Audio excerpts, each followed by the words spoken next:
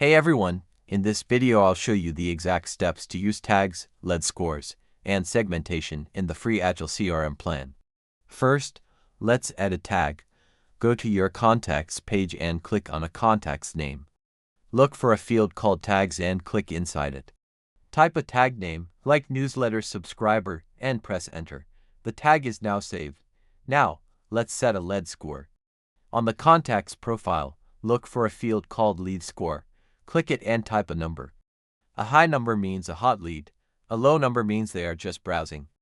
Next, use tags to create a segment. Go back to the main contacts page.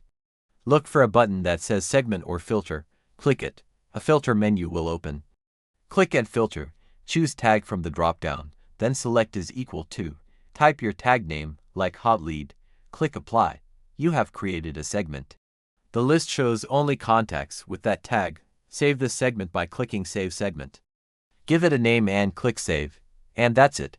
You've tagged a contact, assigned a lead score, and created a filtered segment.